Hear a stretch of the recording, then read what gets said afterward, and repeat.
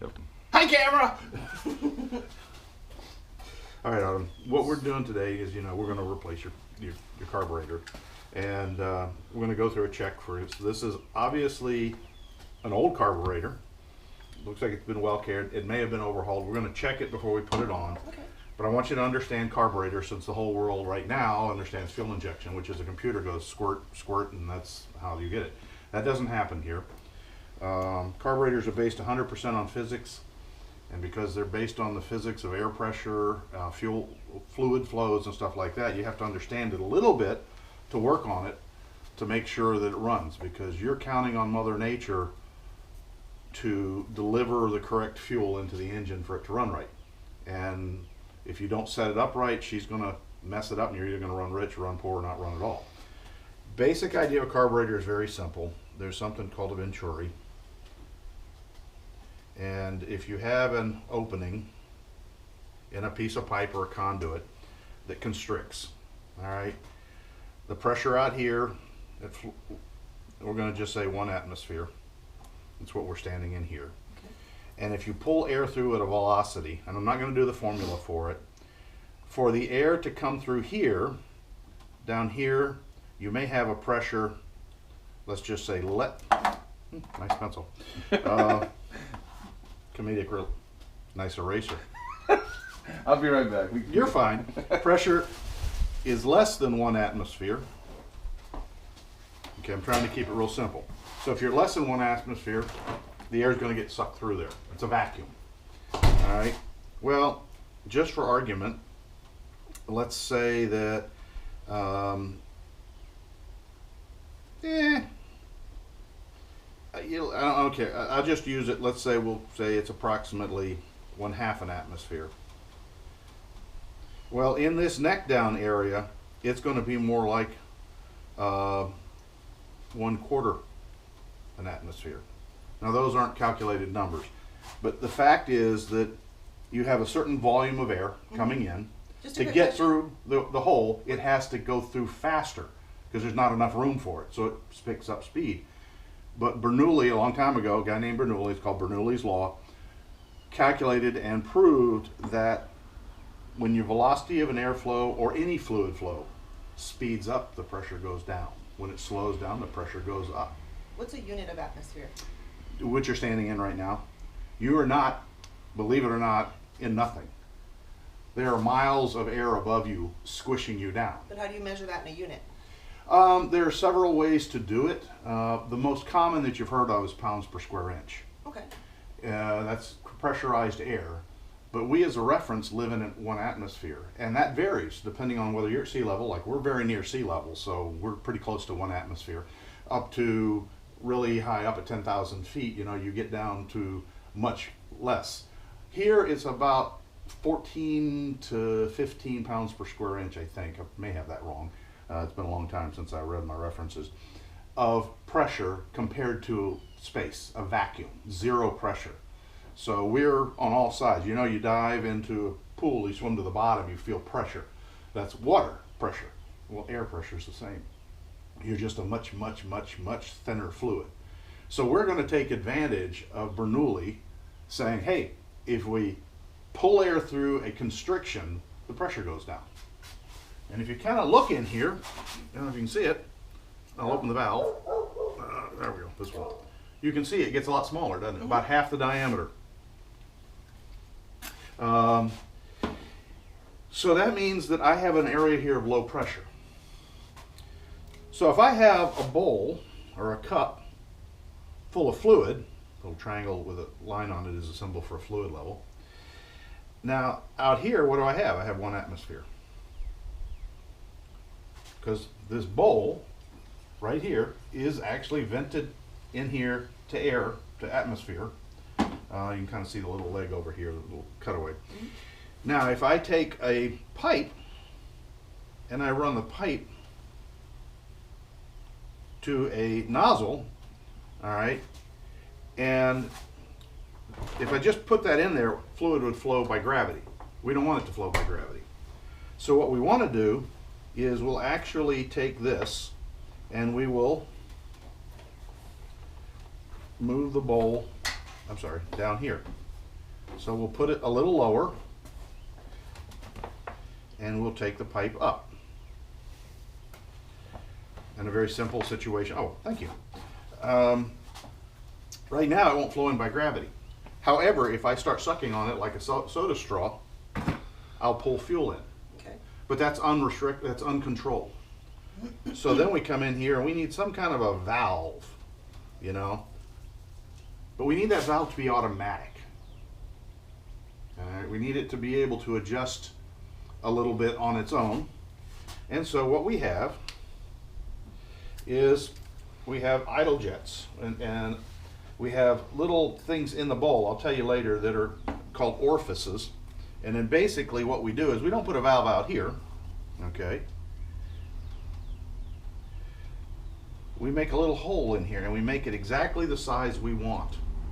So that when this thing is flowing air at full throttle, okay, it will constrict or control. And so you'll hear people talk about in hot rod worlds or even in Jeep world, well, you need to rejet the carburetor. And all you're doing is you're changing the size of this hole that it can pull the fuel through. But basically you're using Bernoulli and Mother Nature to pull a vacuum sucking the fuel through the carburetor. The downside to that is another little twist though, is I come down here and I put a butterfly valve that I can control the amount of air. Less air, less fuel. Open it wide open, most velocity, strongest suction, pulls in. What do you do at idle? Butterfly's closed. Engine needs at least a little tiny bit of fuel to run. So they just go, well, you know what? Down here we have the engine itself, the intake, so we're going to come in here at the bottom and then we're going to put a little pipe. I'm going to tap a line off of this. And now this one I need to be able to adjust. They've never found a way to make a single orifice that was perfect. And I'm going to put, this is where I'm going to put my little valve. All right. And what happens is when the butterfly's closed, it's across here. This is below the butterfly. Now the butterflies aren't perfect. If you look through it, you can kind of see little gaps around it. And that's intentional. People who make butterflies fit perfectly. They tried that and then they had to drill holes because if you have absolutely no air, just like no fuel, the engine won't idle. So they put a screw here, that's this one right here, and it comes out right there. You can see the little tiny dot. If you run your finger carefully, it's sharp. You'll feel the tip of that needle. That is a thing that's a screw, and at the end of it, it has a point, and it sits in a little hole that's threaded, and there's a seat in there that looks like this. And as you tighten it tighter, the gap gets tighter, closed and closed and closed, and when you pull it back, it gets bigger. So here you can actually adjust the amount of fuel going in to keep the engine running at idle. So you have two circuits. This is your run circuit's what it's called. That's controlled by the venturi and the orifice size. And then the idle circuit is controlled only by the needle valve. What I did earlier, and this looks silly to most people, but fuel has to now be controlled because this level is critical. If the level goes up, you'll get too much fuel. If the level, in fact, you could get enough to spill into the engine even with the engine off. If it gets too low, there's not enough air pressure on that fuel for it to draw in.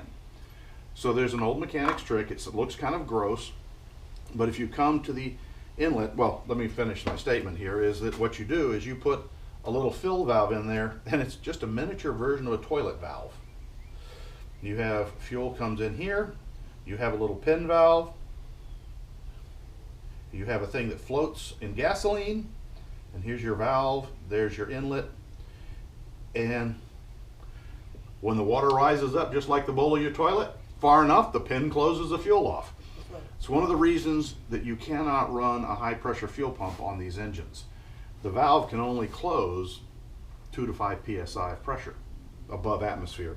But as the fuel level gets drawn down, the needle valve will open, okay? Well, this is probably one of the more critical things to the engine running right, along with everything else that seems to be critical, but is that fuel level has to be consistent. And what you want is that to open, or be open, if the float's hanging down. Well, right now this bowl is empty, right? You can hear it. If I turn it over, that tells me that the float is sealing and dropping. Now, it tells me nothing about the level, but at least as a starting point, I know that the float is operational. It's not stuck. It's not gummed up. There's not a plugged line.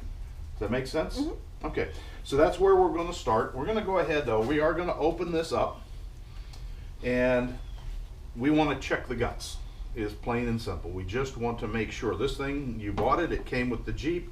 It may be perfect, and it may be not. I'd hate to go through all the effort to put it on and have it non-functional. So now, you ready? Let's open it up. Are you familiar with running rich and lean? Nope.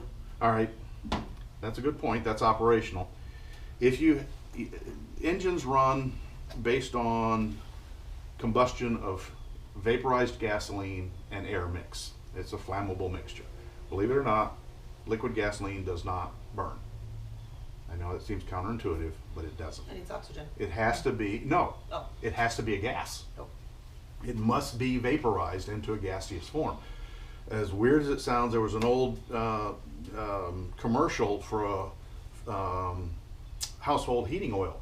They used to put a torch out into it. Ultimately safe. Okay, and that's because it has a very high vapor point. Takes a lot of energy to get it to vaporize, which is why diesel engines run at such a high pressure. You spray it into such a fine little droplet that it vaporizes to combust. Whereas gasoline, the reason we use gasoline, happily, is that it is got a vapor point where it turns from liquid to gas. It literally boils, believe it or not, as you spray it. But that happens at atmospheric temperatures, even low atmospheric temperatures, all right? So, and then once the engine gets warm, that's the reason we always say, oh, you know, in the old cars, get the choke on till it warms up. You're really not worried about warming up the engine. You're warming up the area where the gasoline turns into vapors. They used to have on the intermediate between this status, which was suck it up, bucko, just play with the choke, to fuel injected, which does it itself. But they had water circuits from the hot water jacket through the base of the carburetor to warm it up, and the intake manifold to warm it up. And everybody's like, well, you know, take it off, you don't need it. Well, it depends on where you live. Here, no, we don't need it. You know, in the mountains of Appalachia, in the middle of winter, yeah, it makes it start a whole lot easier till the engine builds up heat, because you want to vaporize the gas. And you know me, I'm going off on a tangent, sorry. So the key here is that we want to, sorry, I lost my derailed my train of thought there. Running rich and running lean. Like Yeah, the set running rich screw and all running that. lean. So rich basically means there's too much fuel. Stoichiometric ratio, which is a fancy term that says how much gasoline and air do you need to have a perfect combustion, so that you have enough oxygen to burn all the gasoline, but don't need to waste more, which unfortunately when you run lean, and that's when you don't have as much gasoline as the air is air, the combustion gets hotter because you have excess oxygen, more explosive, and in fact can cause knocking and pinging. So you want to try and hit that target zone. That's why we got into computers, and we'll talk about that in a minute. So you want to control the amount of fuel that goes in exactly to the amount of air coming in. If you get too much gasoline, you're going to be running rich. A little rich doesn't hurt, but you're wasting money because you're sending gas out the tailpipe that's not necessarily being turned into power to move the wheels. You then also get carbon buildup because incomplete combustion can occur from too much gasoline, which will cause black sooting in areas like that. You'll see it in tailpipes that are just kind of that coal black. That's usually running rich. You'll have a smell that associates with excess gasoline. And lastly, it damages the engine because too much gasoline's a solvent for the engine oil. If it's not vaporized and combusted, it washes down the cylinder walls and your pistons tend to run dry on dry, which doesn't last very long. That's to an extreme. On the other hand, lean, as I mentioned, has a problem. You think, oh, well, great, I'll just run lean. I'll put extra air in there. But combustion temperatures begin to rise. And if the combustion temperatures rise too high, the engine gets too hot. If it gets too hot, you start getting areas of hot spots in the engine that actually will ignite the gasoline before you're ready for it. You know, the vapor on its way in will burn. You know, the other thing that can happen with an overly lean situation is the heat collects at the drain. The drain is the exhaust valve. You can overheat a dry exhaust valve till it literally bends and melts and deforms. And then all of a sudden you have no compression. And yeah, the temperature comes down because the engine's not running. And that's where I melted my Sebring. So what we need is we need a carburetor. Unlike your current one, where that little casting right there is busted. That's what, remember, throttle was sticking because see how that little piece of Yeah, that's a little scary. that little piece of aluminum is what stops both sides. And again, you'll have to remember not to stomp the pedal because this doesn't have any protection. In later cars, there was actually a cable and there was a little bit of a spring both pulling in the way the gas pedal pulls the throttle open, but to counter the one that closes it, and it's an over travel. In other words, you can only pull, and once it hits the stop, the spring stretches until the pedal hits the floor. I assure you, I was not trying to go fast. It was No, scaring the you- crap out of me, but when it got stuck, It was broke long before you touched it. Went fast. And it Okay, was scary. so the good news is that even at worst, we have a body that we can use, even if everything else turns out to be garbage. The only thing I see here, do you notice? This is the accelerator pump, This isn't moving. correct. And this has an overrun spring. Let's see if I can make it. Okay, the accelerator pump is stuck, is gummy, so we'll have to open that up. And if we have to, we'll steal the one out of that one since it's working. But that's exactly why we want to go through this. So for anybody who's watching, folks, there is a current carburetor works, but on this assembly, this is your throttle. If you want to look at it from the engine's point of view, that's what opens and lets air in and closes.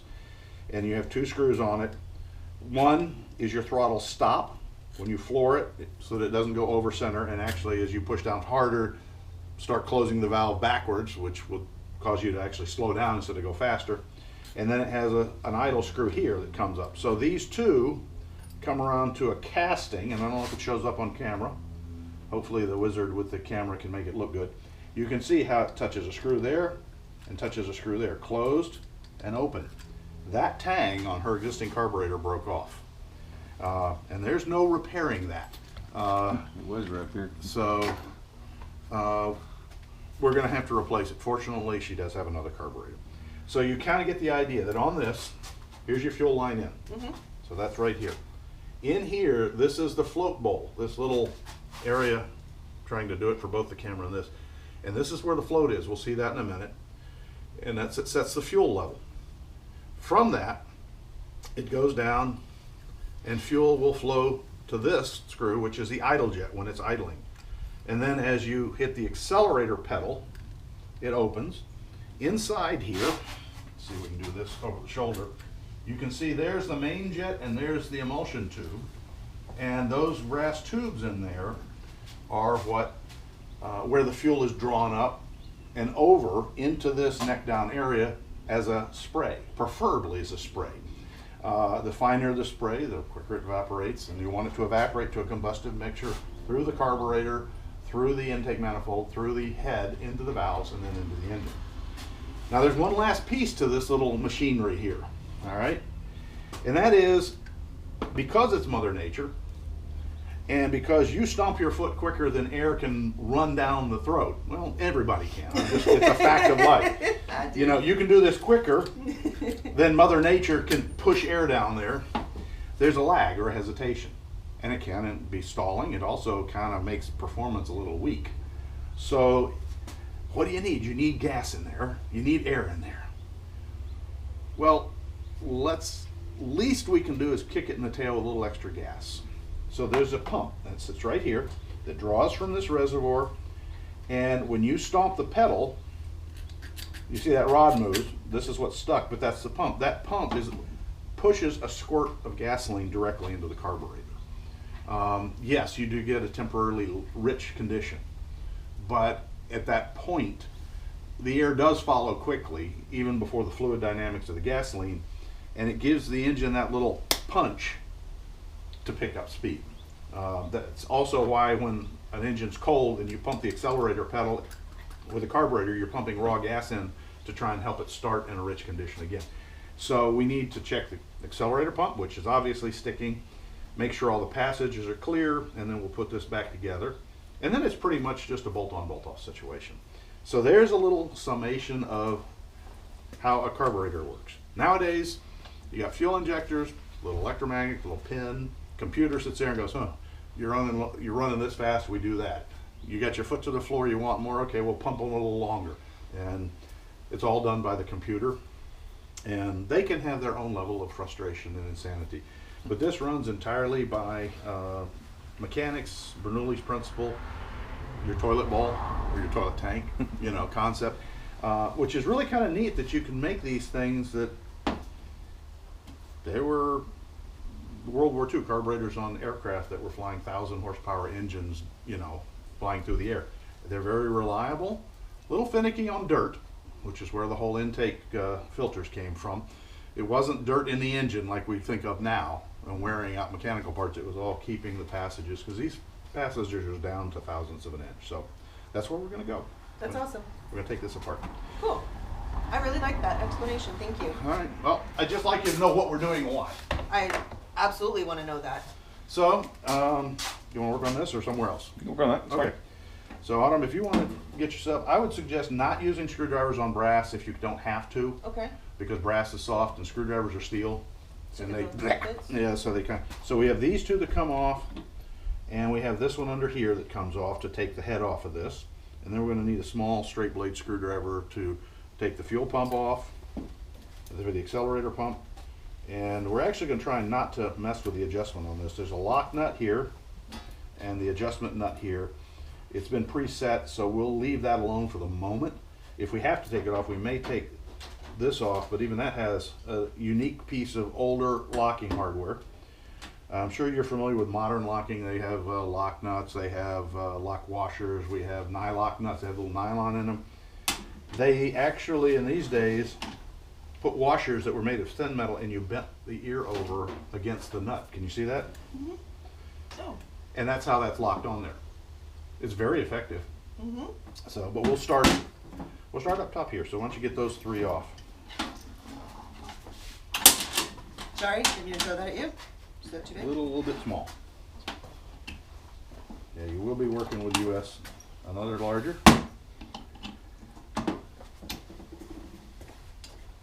There you go. And I'll try and hold it down for you. Now you're tightening. Yep. All right. Go ahead and just loosen that one up. No, come on over. Push it down all the way. Push the top button in. There you go. This is a release here, that little button. All right. All right. Now let's, hopefully, we may have to use a screwdriver here. Not even that. So what size is that socket? Should be, yeah. Welcome to the world of trying to read things with glasses. Limited in 30 seconds. 30 seconds. I have bifocals. It's better than my contacts. I'm Okay, wearing my contacts. so Scott, I'm Yes. gonna say she's got 11 seconds on it, but we could probably get away with a 3/8. Either way, open end. Open in, 3, open. Yeah.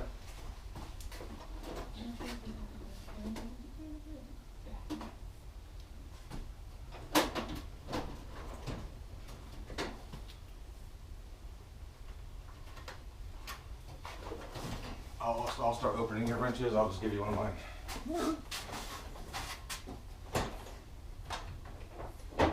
I love how you explained that. Thank you. You're welcome. Not a problem.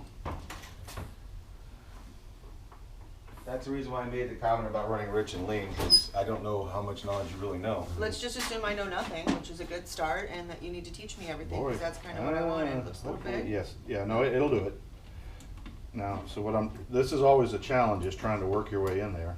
So, go ahead now, you can run them off, and then what we're gonna do is I'm gonna show you the, kind of jokingly referred to me when I was young, guys, the mechanic's tap.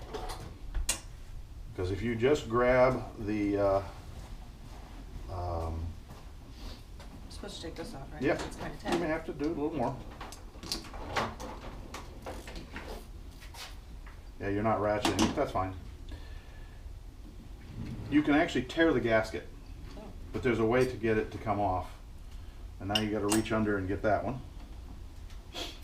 You're tightening it now, because remember it's upside down. You can only go so far.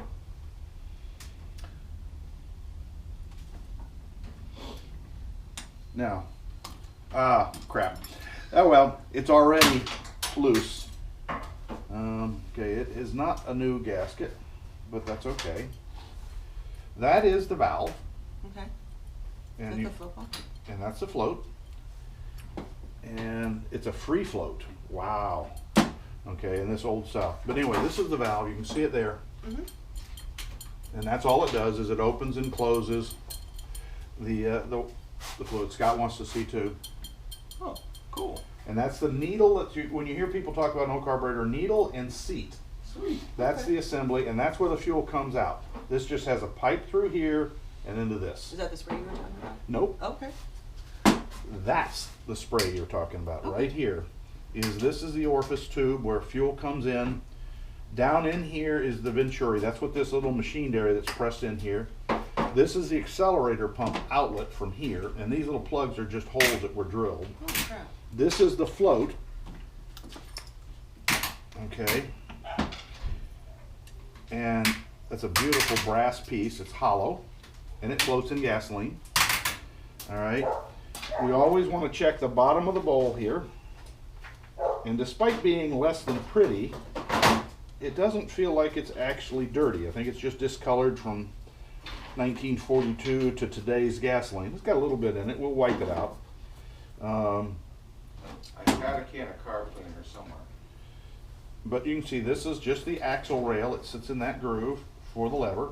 Modern, let me put it this way, more modern, I don't know if you can use the word modern effectively, there we go, floats, the arm and everything is kind of made together, and then they have little clips, and the clip goes on this pin. This pin will have a notch in it and it'll clip in, so that the weight of the float can actually pull the pin down. Not a big deal for us. Now somebody put this one in. This just sits in here, and okay, I got to take this off to put that in, and then this just rides in that little slot, and as it rises, this lifts up, and if you look real carefully, right there, do you see the little wear dot? That's where it has been pushing on this. So that turns off the gasoline when that rises up. Now coming back, you'll see a hole in the bottom here. As soon as he gives him the light back, that's what fuel gets drawn into the accelerator pump, and then there's a little hole shaft right here, and that's what goes into the jets. And you can see that the level can't be as high as the outlet because we want it to have to suck up. We don't want it to run. These are all the passages. These are all of the feed lines, accelerator pump. And then, like we talked about earlier, the only one that's under the plate, so that when it's closed, it's accessible, is the tip of this screw, and that's your idle adjustment. And our gasket, since we don't have one, looks good though. It's a little old, but that's normal. And all of these are passages. Now let's go ahead and open up. I'm going to put these pieces over here so they're safe. And what I want you to do is to go ahead and see if you can get these screws off.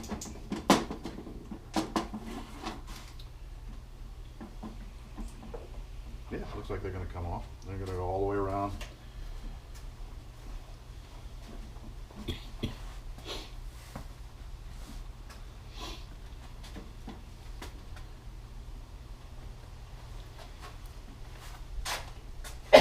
Excuse me. Long little suckers, aren't they? I did not expect that. Well, they go all the way through the top cover and the valve block itself, and into the carburetor body.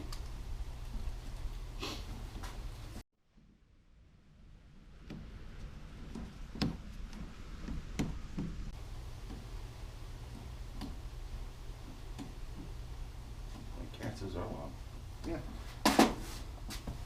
Yeah. Once you get them out, you can take them off with the fingers. Is that the float? Yep, that's the float. How's it look? Beautiful.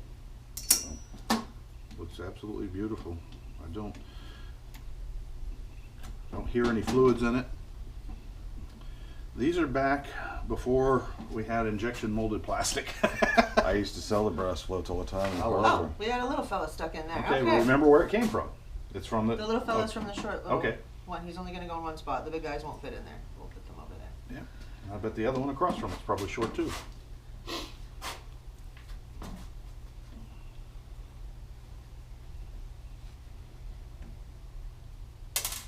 Yep. I'm gonna bet the bottom ones are long.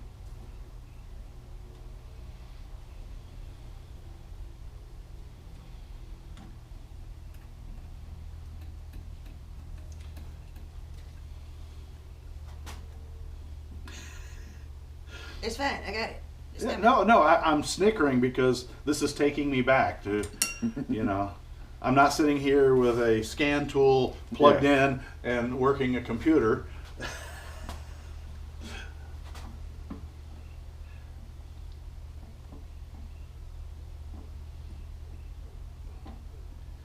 Yeah, this is my biggest concern here. Everything so far is cleanable, but if the diaphragm is shot. So this is another gasket, and it came off beautifully. Pay attention to the feed holes, so when the gasket goes back on.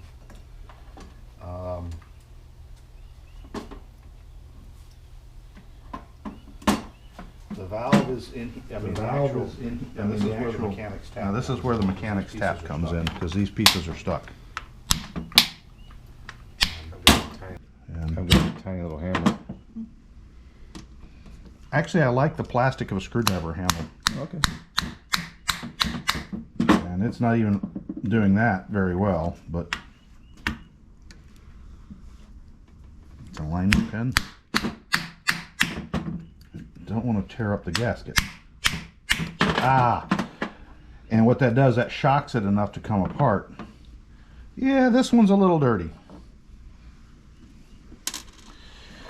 And this is the diaphragm. That is just the housing body, and you can see that we've got some crud. Oh yeah, at least it's going to clean up easily. Just a wipe down, which is very, very good. Very cool. This is the diaphragm spring.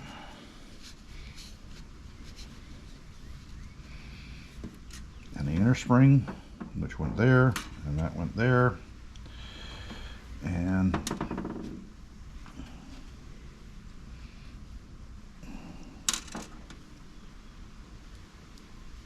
And that's a check valve.